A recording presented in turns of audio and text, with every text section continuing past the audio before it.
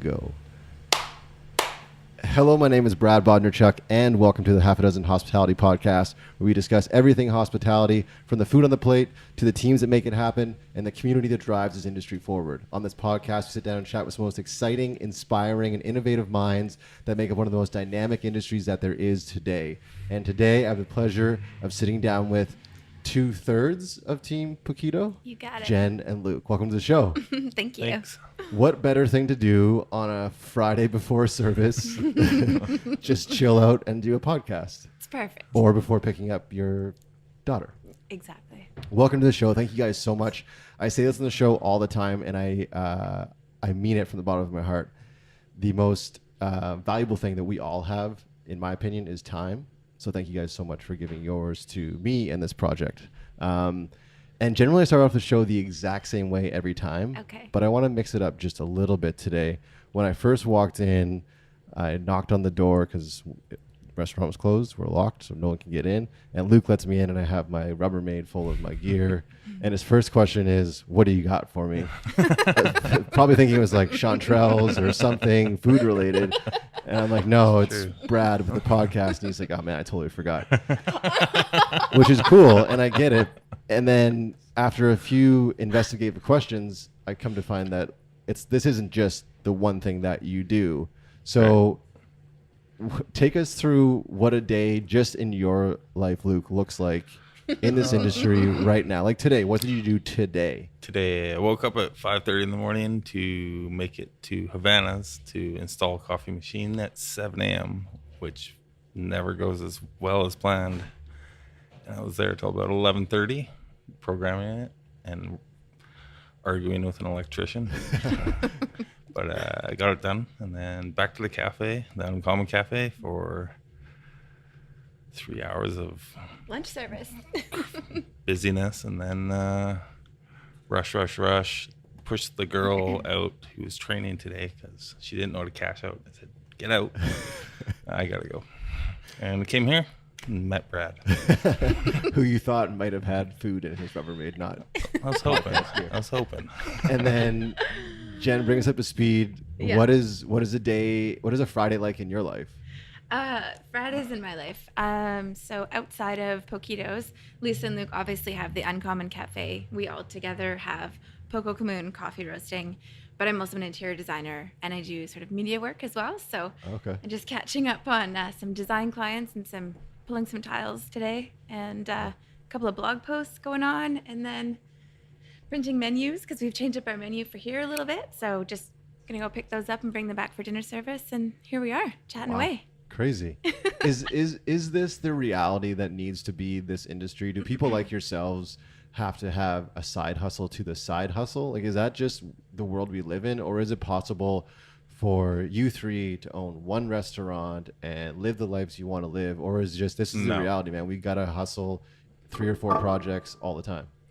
Yeah, you gotta have a side hustle in Vancouver, at least, I think. Yeah. Yeah, I think the city, well, I think also it's a very entrepreneurial city. So I think anyone who's sort of into their own business, really sort of the ideas are always there for what's next or what else could we be doing. And, you know, Lisa, Luc, and I have been friends for a long time, and one sort of business idea turned into another, and that's how we ended up here, all sort of with an end goal of, you know, living life on the beach in Mexico someday. But I mean, okay. you know, That's the plan. that's the plan Yeah. long term. But, you know, I think, like I said, with entrepreneurial people, the ideas are always going, the creative juices are always sort of happening. And, Right. you know, it's like Luc says, this city's expensive. So especially in the startup stages of any business, especially when you've got a few in the startup, and, you know, cafes really sort of taken off for them, which is great. But sort of the coffee business and now Poquitos being brand new.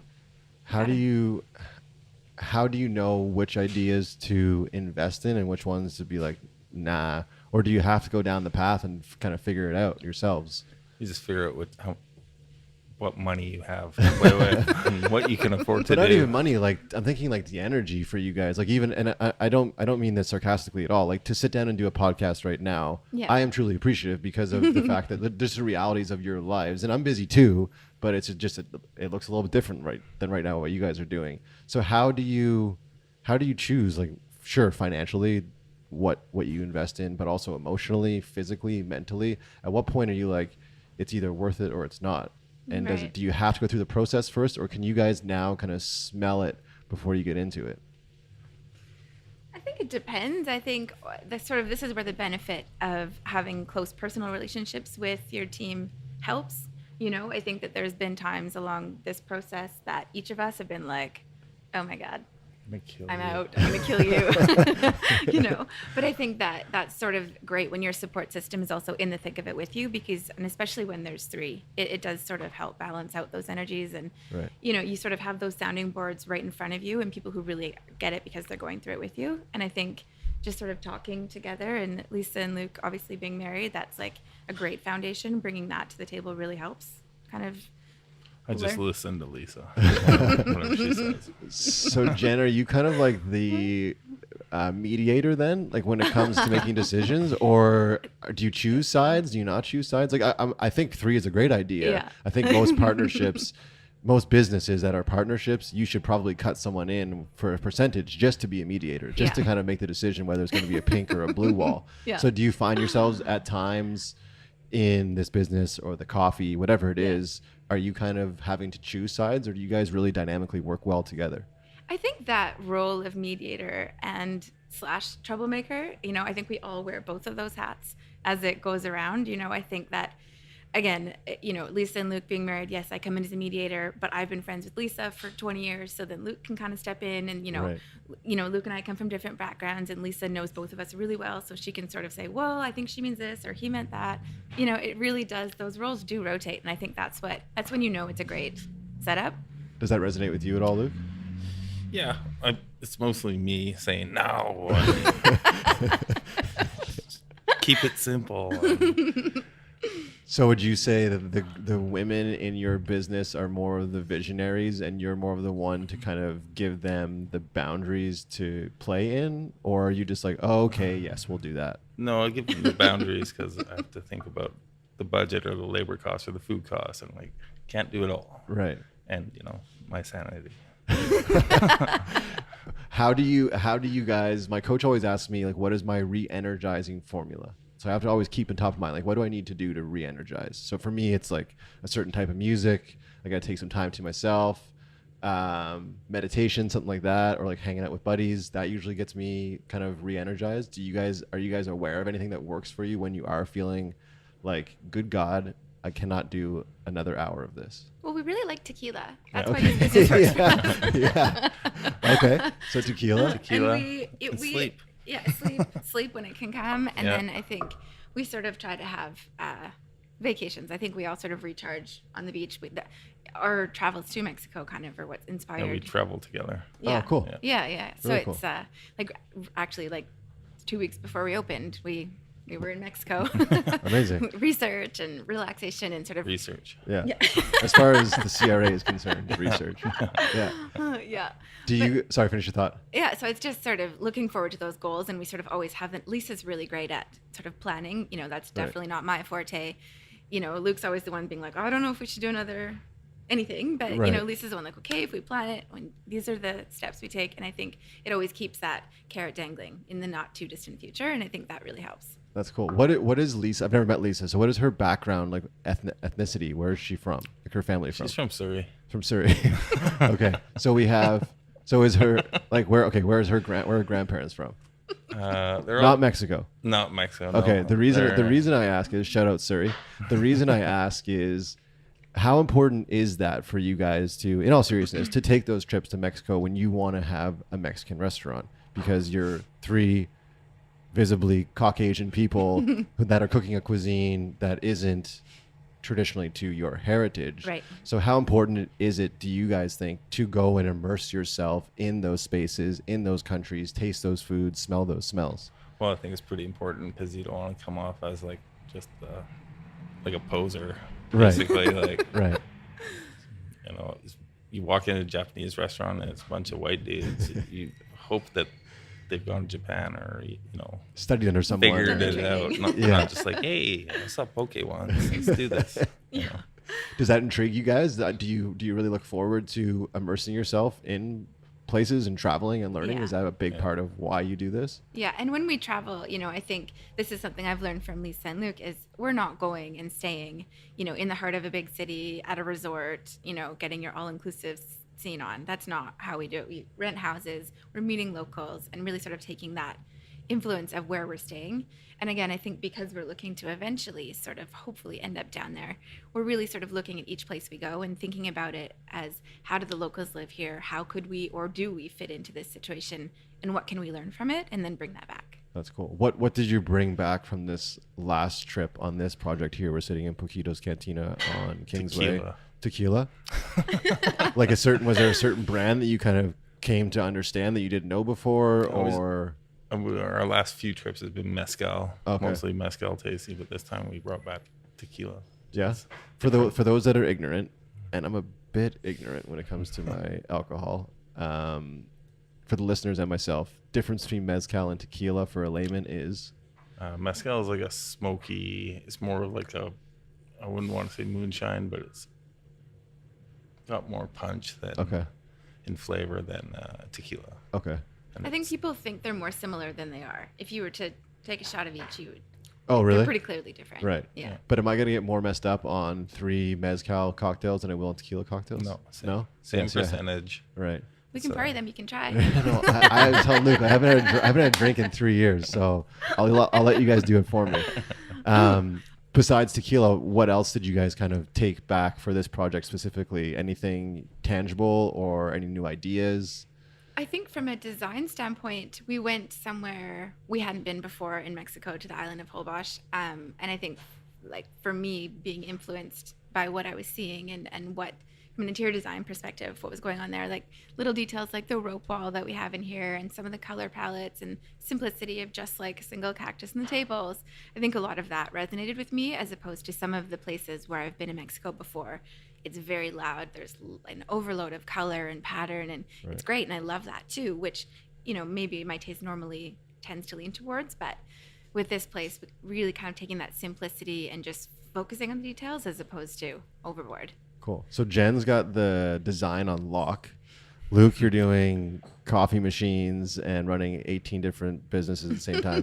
When we're looking at this space here, what do you have your finger on the pulse of? Is it the food? Is it I'm the chef. I've been cooking for about 20 years now, so it's just kind of second nature now. Yeah. Do you still enjoy it? Yeah. You guys maybe didn't see his face there, but it was said with some hesitation. The reason I ask is this comes up all the time, especially with people in the back of house. In front of house, it happens as well. But this industry can be so thankless. And I feel like it's even amplified by those that are in the back of the house because the men and the women of the kitchen are truly grinding back there, like night after night, just getting slammed, burned, cut, whatever the situation may be. What is it that keeps you coming back to it? I mean, obviously you have an obligation now because it's your business, but why even choose this business? Why even open a new restaurant? Why be in this industry? I wanted to open this type of restaurant because I really missed cooking on the line. Okay. It's kind of at the cafe, it's just prep all day long. You don't really actually get to cook anything from start to finish. And here, I just missed it. I haven't done it in 3 years. So you kind of like scratched an itch that you've had. Yeah. Yeah. And is that, I don't know if that's a bad analogy or not. Maybe you shouldn't be scratching any itches when you're in the kitchen. So bad analogy. It just sounded right at the time, but we can cut that out. Was it specific to like, it could be any cuisine, or did it get you excited the fact that you guys were going down this concept? Yeah, I was like pretty excited. Like it was, I think it was Jen's idea, to do like a South American. Yeah. And the first restaurant I was ever a chef in was a South American restaurant here in Vancouver. Okay. And that was 15 years ago-ish. So what was that? Baru Latino. I think it's still there, but it's not owned by the original Colombians that owned it. And I really enjoyed that. And that's what really kicked off my career. I'd worked at a few places. And I was like, I don't know if I want to do this forever. Right. Or at least 5 years, and now it's forever. How much from a designer standpoint do you play off of what Luc does, or vice versa? Meaning, like, I've had some designers on the show before, and I don't know, I'm ignorant to this again. Like, when you sit down and look at his menu conceptually, when you guys first decided to do this, did you start seeing images in your head that kind of match the plates that he was drawing up, or are they two totally different things and never really cross-pollinate, or are they always in consideration of each other? I don't know. I Like don't know, subconsciously, actually. maybe? Possibly. I mean, I think it's, from my perspective, I'm thinking about it, looking at it plated, like, okay, what color is the plate? And my mind's always on the, okay, how does that look for a photo? Like aesthetically. What is that gonna read like on Instagram? Like that's where my mind is going with the food. I don't know if we really thought about the design and the food itself as marrying together. I think it just does, and I think coming from similar inspirations and have been going on these trips together and seeing, especially recently, similar things, I think we were just sort of fairly in tune. Yeah. How much as a chef does Instagram either frustrate you or motivate you? It doesn't frustrate me. I like some of the ideas on there, and I don't post very much. Right. Because You're a little bit busy. Like I'll post all five pictures of my month once a Right, month. right. But are you ever, because I know a lot of chefs that I've had on this show, I don't know if that they like to admit it, but they did after I pried a bit. When they're developing a plate, they're thinking, what is it going to look like from a bird's eye view on an iPhone? I've never thought that way. No? That's what I think about when he talks about menu changes. Yeah. I'm like, wait a second, what is this going to look like? So will you guys ever, and Lisa as well, will you guys ever come into the kitchen and will you allow them to have input on how something is plated, or is that your world and you're owning it and you guys just kind of have to toe the line? It hasn't come up yet. No? No.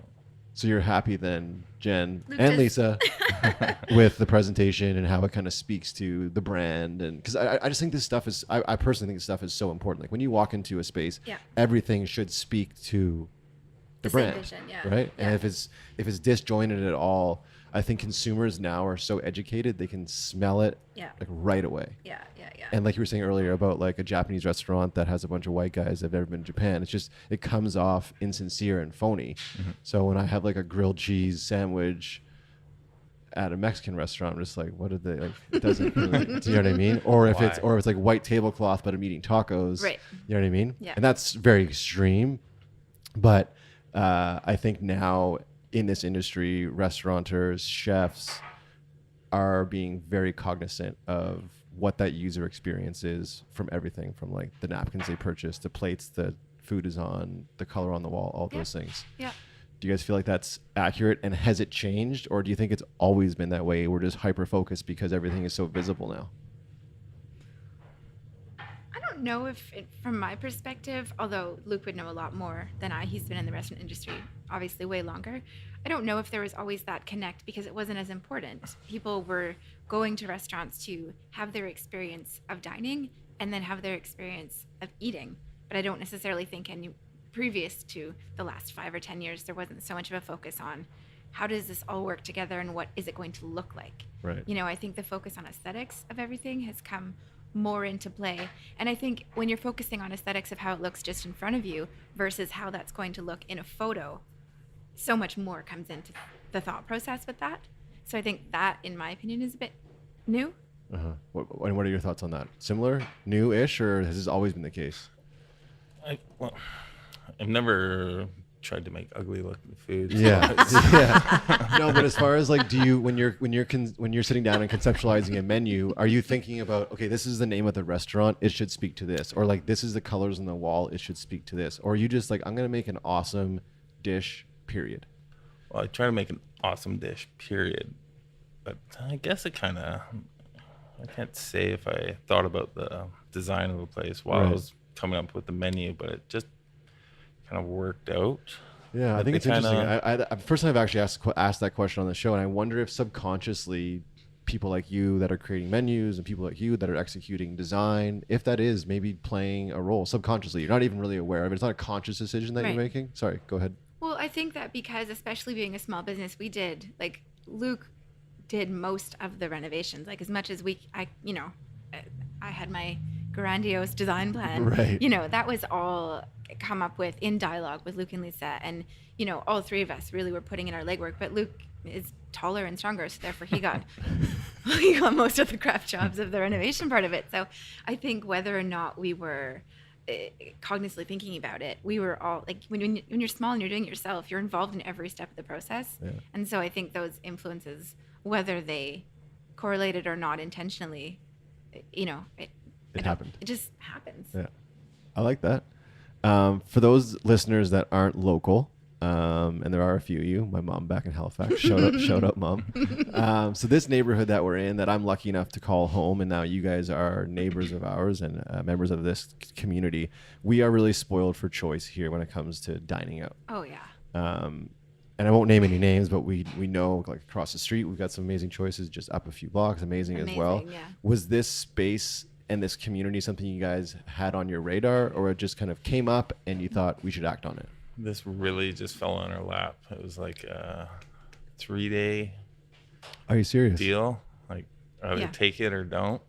And we took it. Wow. And we took over the space technically October 1st and opened on the 18th. Like, Yeah. this was a really fast. Yeah. the way Jen laughs is a bit like crazy. Like, we're crazy. might I've be. never heard of that kind of turnaround before. Yeah.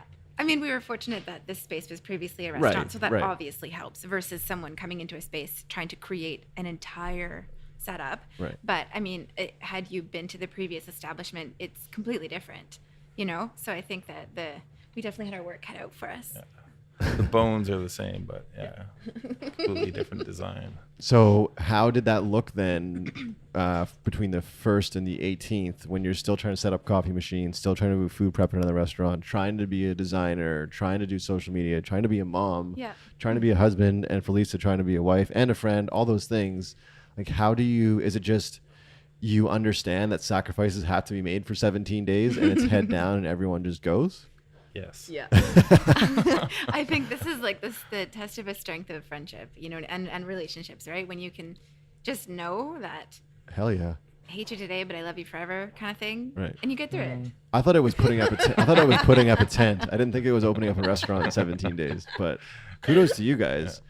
Dynamically, is there any advice you could give to listeners that are in the industry, that are in partnerships, whether it is 2 people, 3 people, 4? Is there anything you guys have done besides trips to Mexico, which obviously are very valuable for you guys, to relax and rejuvenate and reconnect? Is there anything else that you've done that's tangible that you think has worked really well for the 3 of you? Like, is it taking a meal out in Vancouver? Is it shutting down the restaurant on an odd night to eat at home together? Is it... Just take whatever hour, 5-minute you can. Yeah. Any 2 minutes. I slept on a crate last week for 5 minutes and got up. It's good to go. Why is it, and maybe it's not unique, I don't know, because I don't really follow too deeply other industries and other entrepreneurs in other industries, but is this industry unique in what it demands of us and of you guys?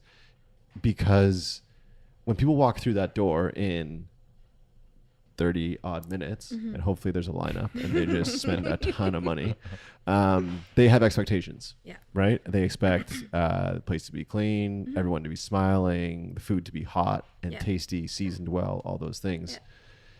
Is that challenging for you guys to always have to be on? And is it unique to our business, our industry?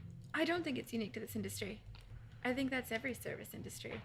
You know, I mean, if I think about it in terms of design, it doesn't matter if I just like drop that box of towels on my feet, I'm bleeding, my kid's sick at home, I've got a dog barfing in the car. It doesn't matter. I have to be put together on and completely focused on that person's house and their needs when I walk in that door for however long they need me to be there. Right. You know, and I think it's the same concept, just translated into different areas. And I think everyone can really relate to that.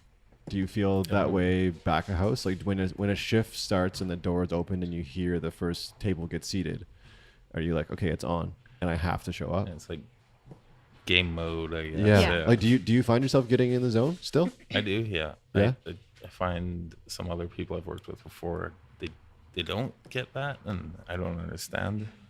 Right. So some people get it, some people don't, which I don't. How I would never really how would you understood. describe it for yourself? Like, take us through, and be as descriptive as you want or not at all. But I find it interesting, like looking at I have a background in athletics, and I've always been intrigued to see how like athletes prepare, like top level athletes, how they prepare for a game. Or now looking at someone like a chef, like what do you do pre-service that gets you like in the zone? I usually have a beer. Okay. Yeah. But you just relax for 5 minutes before, and then hopefully have everything in line, and your team behind you is in line too, and got their shit together. That's another thing that comes on the show a ton is teams and staffing and the issues that we're facing, not just here in Vancouver, not even just in BC, not even Canada, but like internationally, globally. This industry is facing some tough times as far as the people that are populating it, as far as the staff. What have you guys done to mitigate those issues and the reality of this industry right now with staffing? Work more. Yeah, that's just the reality of it. Do we 16 hours a day is a normal day. God, crazy. Do you see that changing for us as an industry locally? No, when I put up ads for looking for a server or back of house. Back of house is harder. You get 1, maybe 2 resumes that are maybe okay. Right. Like if you get 2, maybe that's all you have. And I've heard that a lot of them might not even show up for the interview. Yeah, the no show, not even a phone call or anything like. Why is that? What is it about this industry right now that people feel? Because I do think it is unique to this industry. So what is it? Why is it people aren't taking this industry seriously as a job or as a career? I think it's because you could go anywhere, because everyone needs you. So if you don't feel like getting up today and putting on your shoes, I'll get a job tomorrow because it'll be there. Right.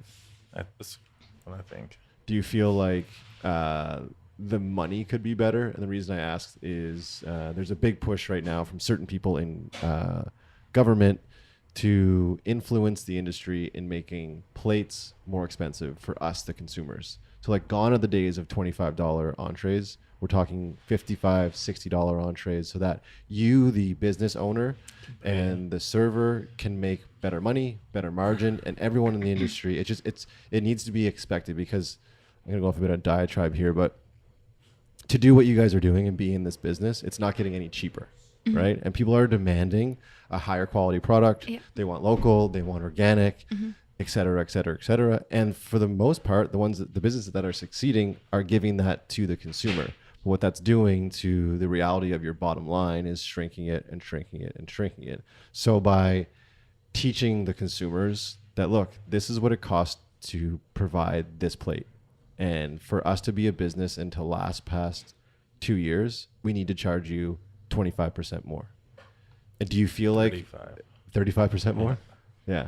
I feel like if there was a platform or some kind of silo for the industry to get together and be like, okay, like across the street, guys, we're now charging $5 a taco, $5.50 a taco, $6 a taco. Do you know what I mean? And then if we did that, it would benefit everybody, I think. And people are still going to go out.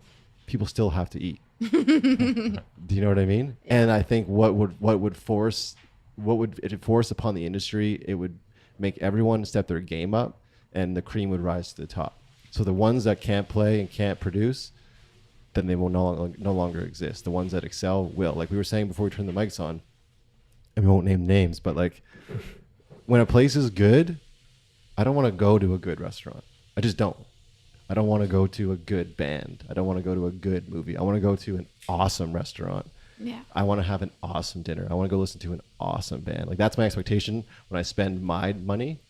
Yeah. That's what I want. So if you can tell me that we're using the best ingredients, we're taking all this care, the service is going to be amazing, then I will pay the extra 25 or 35%. Do you feel like that is a potential with what you guys are seeing, both as consumers yourselves, but also as business owners? Is that potential or no? Well, too far-fetched? For a restaurant like this one, perhaps maybe it could work out that way. But for our cafe, there's no way, because we're like a lunch crowd in the downtown east side. So you got to keep it down. Right. So the margins are really tight down there. And if we increase it even 10%, half our clients can't eat anymore. Right. So there's that. not clients, customers. Yeah. Clients works too. Yeah. But when you're at like a dinner place like here, it could work, I guess. I think it's just training consumers, and that includes us as well. Yeah. You know, I think that we live in an expensive city, and it's hard pressed to convince people to spend more money, even though everyone wants that better experience. But like you say, some people are doing it without raising those costs, and that while that it's kind of like hurting the industry as a whole, now people are used to getting a better experience without spending more. So if you then want to increase that, then the expectation is, well, what am I getting for now? What more am I getting for that? It's not just a matter of now you're paying what you should have been for this great experience. Oh, well, if I'm paying more, I want to get more because I'm already getting great at this price. So I think that's sort of and it does happen. I mean, I think we saw it happen with the Vancouver housing prices, you know, like people eventually your standard of normal and your standard of what things cost does change. But you always have the people that'll kick and scream and put up a fuss because it's hard. No one has a ton of extra income, you know, or at least not a lot of the people in the city. So, you know, no one wants to just, oh, sure, I'll just pay more for the same thing. Yeah. You know, Yeah. I think there has to be sort of a real honest conversation. Yeah. And do you feel like right now there is a platform for you guys as restaurant owners? Like, can you get together on any kind of platform that exists right now to talk about challenges and talk about potential solutions? Is there that opportunity, or one, are you guys too busy? I don't Or have two time doesn't even for that. exist. You got time for that? Not yet. No. Would you invest time though if there was something that you felt and the industry felt was productive and worthwhile? If there was a goal and outcome at the end, Yeah. it was gonna actually be tangible. Sure. Yeah. But time is so tight. Time's really tight. Yeah. One of my biggest motivations with my company and this podcast and my business is to put awesome food, pardon me, quality food in mouths that can't afford it. Are you guys challenged by that discrepancy, just strictly as people, as a man and a woman living in this world? Does that challenge you, the fact that there are certain people that just cannot afford to eat here tonight and cannot afford to eat if you raise the prices 10% at Uncommon Cafe? Does that bother you, or is it just kind of status quo? It bothers me that I can't raise it. Right. Because I'll just cut out a whole bunch of people excuse me, that enjoy our food. So would I? Probably not. Yeah. But do you think there's an answer, like, and again, not even wearing your business hat, not even as a restaurant owner or entrepreneur, like, is there an answer for the issues that we have, not even just in Vancouver, but like all over the world? There's people that either can't afford to eat or they can't afford to eat the food they should be eating. Right. I don't know what that answer is. I mean, I think we all sort of, as a community and global community, hope. But I think also on a day-to-day basis, people get involved in their bubble, and you know, it's hard to get out of that mindset. You know, it's something that I think about quite a bit. And again, raising a child, trying to teach her, you know, the differences between some people's luck and other people's luck. Really, that's what a lot of it comes down to, just the opportunities you're granted and how you choose to use those opportunities. But yeah, I think it's a big issue that I don't know how to approach it. Changing speeds a bit, because that was a bit of a downer of a topic. But it is, you know what, I'm always intrigued to get people's opinions on that, because it is really near and dear to my heart, and it is really why I'm doing what I'm doing, to try and affect some change there. So I appreciate, pardon me, your input. Let's talk more about this project again right here, Poquitos Cantina on Kingsway. What can people expect if they haven't been in yet? When they come here, what are they going to experience? Be it food, be it atmosphere, be it service, etc. I think our food is really sort of like our biggest thing. You know, I think that, as you talked about before, opening a South American and Mexican tapas house, when clearly none of us are from South America or Mexican, I think that all that kudos goes to Luc for creating a menu that is heavily influenced by his travels, you know, Lisa's travels, all of our travels together, and then taking his experience as a chef and bringing that to the table. And I think we've had people from like Honduran people and Chilean people and Venezuelan people, Mexican people in, and they're like, oh my God, I expected this to not be very good. And it was amazing. Like, I think that Luc's done a killer job, really sort of nailing that authenticity. And that's going to be our selling feature for sure. Cool. I mean, obviously atmosphere and Yeah. great service and a good decor. I want And all the tequila. And all the tequila. Coming back to the tequila. One thing, I do want to get Luke's opinion on that, or at least describing the experience. But before I do that, it always comes up to me, and I don't know. It always comes to me, part of me. And I don't know why I always have this analogy, but I want to get your opinion on this, Luke. Is the golf shot? Stay with me here for a second.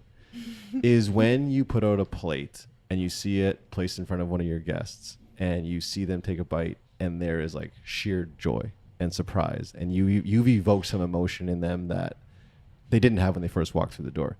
Is that your golf shot? Meaning, I'm terrible at golf, but every once in a while I'll hit a good golf shot, and that's what's going to keep me going back again and again. So is that how you re-energize as well? Do you see people? When you feed people, does that do something to you, again, subconsciously or consciously? You're like, yes, I did it. Like, do you celebrate those tiny wins? Never thought about it. Probably. Yeah. He just gets to hear about a third party from us for running back there. I'll come out and say how was everything. And Yeah. Do you like that? Do you like that interaction piece or no? I don't really like doing it, but I do it. Yeah. Because it's more like, people like to see the show. You guys are still the rock stars in the industry. In your words, then, let's talk to the food again. When people come in, what can they expect, and what would you recommend a first timer would be a must have when they come here? Well, they should get we have a combo plate where you get a little bit of everything. And we have the meat or veggie or vegan. We have all the options. Nice. Everything's kind of intermingled. All our different plates are all little pieces of each. So Okay. Is there a little taste of everything? Is there anything outside of that? Is there anything on the combo platter that you think is like that's the one you got to make sure you get your hands on? Street corn's pretty good. Street corn? Says that. Yeah. Yeah. We use a vegan mayo on it. Okay. So everyone can have it, and no one can tell it's vegan. I haven't had it yet. I will. So I'm assuming it is like, is it? It's corn? vegan chipotle mayo. Yeah. On grilled corn. And Grilled corn. Yeah. On the cob. Whole corn. Yeah. Queso fresco and some annatto oil and seasoning. Yeah. And Amazing. it's good. Where do you get queso fresco in the city? You order it. You order it. Amazon? Is it Amazon or Order 2 cases. 2 cases Yeah. a week? No, a month about. Oh, okay. Yeah. I always look for queso fresco and can never find it. I'll sell you a pack. Yeah. At a decent margin. 35% more. 35%. Yeah. I like that. This show, guys, is called the Half a Dozen Hospitality Podcast. So I have for you two questions that I ask every single guest, from, I'm going to name drop, Trevor Bell to Ned Bell, Trevor Bird. They could be the same person. Who knows? Yeah. And they've all gone through this gauntlet. So I'm going to hold you guys to it as well. But there's 2 of you, so you can help each other out. Right. So I have for you both the half a dozen have-tos. So stay with me here. I need from you both 3, so you can go back and forth here, 3 of things you've experienced in your life that our listeners have to try, whether it is a trip to Mexico, whether it is a book you've read, whether it's a tequila you've had, a meal you've had, something you've experienced in your life that you feel like our listeners have to experience. I feel like we should go ladies first. Doesn't have to be food related. It could be anything. It could be a book you read, a room you've walked into, a smell you've smelled, a shirt you own, anything. Riding a motorcycle. Riding a motorcycle. Yeah. Okay. That's, I think everyone, even if it's just for the safety of every other motorcyclist out there, but Right. the experience of that, I think that's something that's Have pretty to. unique. Yeah. Cool. That's a have to. And a scooter doesn't count. Well, good for you for being on 2 wheels. That's, we accept everybody. But, Okay. but not what I'm going for. Do you drive a motorcycle? I do. Amazing. Yeah. Very cool. Are you still driving it right now or no? It's put away for the season. It's away. It's on the island for the season. Yeah. Oh, very cool. Yeah. All right. Motorcycle. Over to the chef. Setting off dynamite. Setting out dynamite. Was that you on Halloween at like 1 a.m. keeping my daughter up? Not this year. Dynamite. Yes. Where, when, and how would one find themselves setting off dynamite? When you have a dad in the mining industry, he Oh, lets you okay. play around out in the woods. Very cool. Yeah. what have you seen come crumbling down? Big boulders smashing into trees and That's pretty cool. mayhem. It's fun. And how you, what age should we put on this? I was about 24, 25 at the time. So Oh, okay. pretty thrilling. Yeah. Yeah. Premature. Not 5-year-olds. Yeah, not 5-year-olds. No. So, okay. Let's just say under adult supervision or in your mid-20s.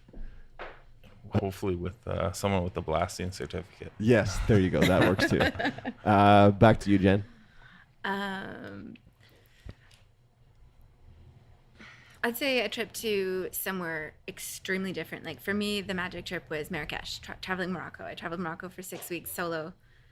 Didn't speak the language. That was like such an eye-opening experience. But for me, for my personal design aesthetic, Marrakesh was like the mecca of where to go for the style, the colors, the sound, the whole thing of it.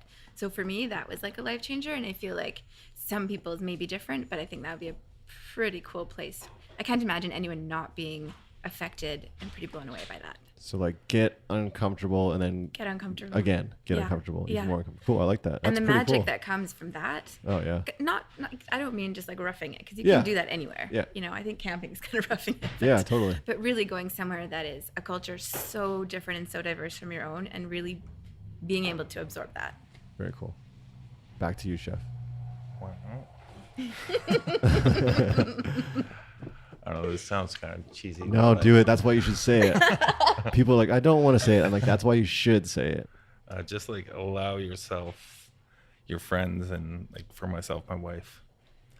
I wasn't really looking for a wife, but she came along. I was just the neighbor. Oh, okay. So I really took a leap Oh, okay. to be with her. Nice. And I've never regretted it. Amazing. Shout out Lisa. Right? Wow. Chef Luc coming with Earning some points Yeah. tonight. This is gonna be recorded. This is gonna live on the internet forever. How long have you guys been together? 5 years now, but married for 3. Nice, man. Congrats. Yeah. That's awesome. And I gotta say, their marriage, I say this to them all the time. That's like, I've been married once, and it was for a long time, but their marriage is sort of like, for me, the new benchmark of what it's all about. Like, they're my marriage goals. I think they're like, nobody's perfect and nothing's perfect, but Yeah. they are the best suited married pretty couple perfect. that I've ever met. Yeah. You know? You are perfect. pretty perfect. Yeah. I was gonna say that actually. I was gonna say, Jen, stop traffic. You savage. What are you talking about? He is perfect. Back to you for your last one. Well, I was gonna say find love, but I'll go with something else. I think have a dog. Have a dog. I think have a dog. I mean, I have dogs. I have a daughter. All of Right. that. You know, kids that may or may not be for everyone, but I think there's, you know, something about like that bond and that connection, whether Whether canine or human. or human, yeah. But I Care think for that something. just to care for something, and something that solely relies on you and leans to you for all its whole life experience. You know, love, food, shelter, the whole thing. I think there's a connection there that teaches you to be a better person, whether you do it for some other human being or for a dog. It helps you grow, I like that. gives you that life compassion. Chef Luc, back to you. Last one, bud. Uh, Because that one was pretty deep. That was like, he went deep on that one. You can go super shallow now if you want to. You can go back to dynamite stuff if you need to. Is there some food that you've tried that you think people got to eat this, or are you going somewhere else with it? yeah, should have ate my grandma's food. Yeah? This is the best. Where was grandma from? What was she cooking? She was from Latvia. Oh, okay. And it's just kind of like Russian, Eastern European. Yeah, Eastern European, just throwing it down. Awesome So good. sauerkraut. And Yes. all that lovely things. Yeah, my grandfather came from the Ukraine, and I was lucky enough to enjoy many of his mother's teachings to my grandmother of how she cooked. And man, like some of the most delicious food. Oh, Just so good. much love in it, which is amazing. You could taste that. Grandma's food just tastes Yeah. better. It Grandma's does. food Yeah. does It taste always better. does. Yeah. Last question I have for you then. Same theme. Should be a little bit easier, I think. It's called the half a dozen haven't yets. It's kind of like a bucket list thing. So it's like our version on the show of bucket list. So what would you be doing? Half a dozen haven't yets, things you haven't experienced that you want to. And we'll start again with the lady in the room. I haven't opened a boutique hotel in Mexico. Oh, okay. Is that what we're doing? Maybe one day. Yeah. That would be wonderful. Okay. That's sort of on my bucket list. Very cool. Yeah.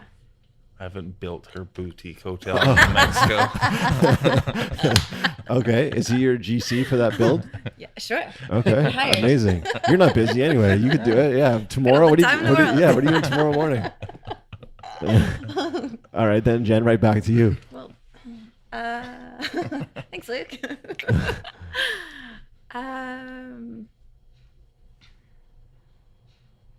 I don't know. Have you done it all? No, I have far from done it all. No, but I don't mean to be sarcastic with that. I really do feel like there's some people that have been on the show, and I'll say his name right this time. It was Trevor Bird, not Trevor Bell. Yeah. He actually was like, "No, man, I'm good."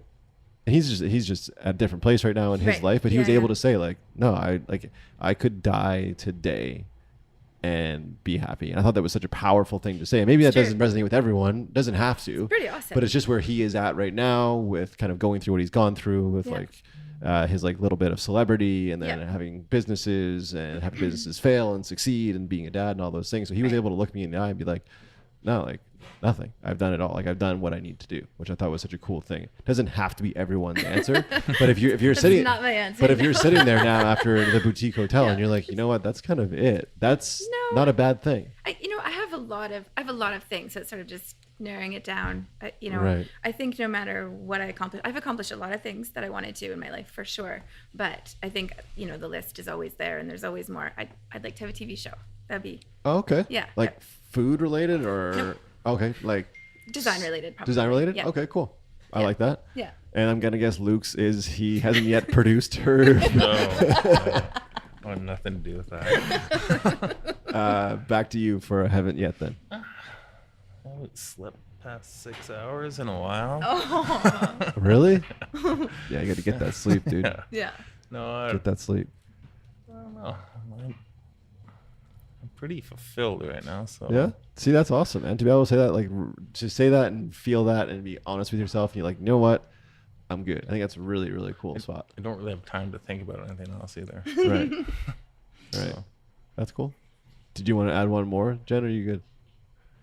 I'd like to move to a new city again. oh yeah. I've Oh, done okay. I've done I'll it do that. before, but Yeah. I'd like to do that's sort of outside of the Mexican boutique hotel. I think Right. that there's something that comes from relocating to somewhere totally off your radar. Yeah. I think it's cool. Yeah, that's for me. That was my reality. I lived in London, England, for a couple years, and then came here, and I knew nobody. Yeah. And that was after knowing no one in London.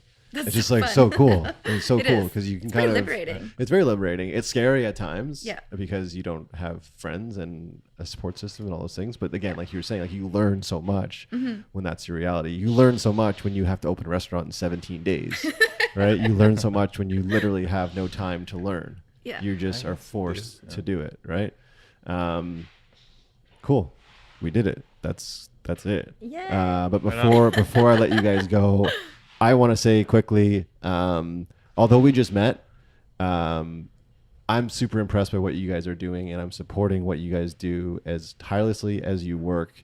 Not only me, but the listeners and the industry, we support you guys. So keep doing what you're doing. It means the world to us. It gives us an awesome place to hang our hat on a Friday night and hopefully have copious amounts of tacos. And hey, No- if you want to no get into tacos. tequila, oh, no tacos. No Zero tacos. No. There are no tacos. There are no tacos. I Zero misspoke. tacos. I misspoke. There are But that no Reaper stack will tacos. kill you. It's great. Ah, see? Education, learning. Mass amounts of food, mass amounts of tequila, Mass amounts of fun. mass amounts of fun. I like that. If people want to reach out and support you guys, how can they, where can they? And let's go through the glomerate of businesses that you guys have going right now. So for Poquitos, obviously we're here 630 Kingsway, website poquitoscantinavancouver.com, Instagram Poquitos Cantina. That's sort of our shout outs for finding this restaurant. Okay. I don't handle the. Focus our other Check our out Google Uncommon Cafe. Yeah. The Uncommon Cafe is also on Instagram. Yeah. The Poco Común Coffee Company, again, on Instagram, pococomuncoffeecompany.com. Cool. Can we buy the coffee online? Yes. Yeah? And at Uncommon Cafe or here at Poquitos. Okay, cool. And if I'm a restaurant looking to have a coffee machine installed, I can call Luke. Yes, sir. You can call Luke. Don't call me. Don't call you. What about Lisa? Can we call Lisa as well for the coffee machines? She'll tell Lisa's you really to call smart. me. Yeah. Okay. Cool. Thank you guys again so much on your Friday night for allowing me to come into your space. And Thanks for coming. yeah, no, thank you guys so much. Remember, guys, no tacos, but amazing food, amazing food. people, an amazing room. Come in, support these guys, spend your well-earned money, and if at some point the prices are increased by 35%, just deal with it. It's because it's awesome. It's because it's awesome. You want to say something there? I just want to give out my shout out to Halifax. Oh, to Caleb. Shout out Halifax. Caleb. Uncle Caleb out in Halifax. Oh, okay. Uncle Caleb out in Halifax. I like it, man. It's so cool. Have you been to Halifax? Yes. Yeah? Just in May. Oh, cool. Yeah. Beautiful. Amazing. Did you have a donair? I did. It was disgusting. Okay. That's cool. Hey, they're not for everyone. Did you have I- pizza on Pizza Corner? I'm not sure. I just didn't expect the sweet sauce. Oh, okay. Yeah. A lot of people don't like the donair sauce. I put that on my pizza. Yeah, I bought a pizza and they're like, "Do you want the donair sauce?" And I was expecting the garlic sauce. Oh, did you have garlic fingers? No, I didn't have garlic fingers. Oh, did you have lobster? I had lots of lobster. Nice. Yeah. Sorry. We're just kind of like, we're putting a longer tail on this. This outro is now a whole new show about Nova Scotia. So sorry. Am I missing some like cool person in Halifax I don't know called Uncle Caleb, or is this literally your Caleb? uncle? His No. name is Caleb. Caleb used to live here and he just moved out there. Oh, So- okay. And we Shout out miss him a Caleb. lot. Shout We out miss him a Caleb. lot. Is he in the industry? No. No? No. He just used to support us a lot. He was Oh, in cool. Mexico with us when we were just there as well. So Yeah. he kind of got to see the whole crazy, oh my God, I think we're doing this. Right. What are we bringing back? What's our inspiration? He got to hear. He was our mediator, actually. Oh, okay, cool. Shout out and why Uncle Caleb? Is he much older than just his No. name? He's just, He's an old soul. yeah. Old soul, yeah. Very cool. All right. Cranky. She's cranky. Can't be. It's cold back in Halifax, so yeah, cranky for sure. All right, guys, that is Jen and Luke.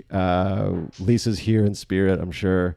We are at Poquitos Cantina on Kingsway. I am Brad. This is the Half a Dozen Hospitality Podcast. Thank you guys so much for tuning in, as you always do. Be sure to come back next week for a brand new episode. And until then, be good and do good. Adios. That's it. Adios. No tacos.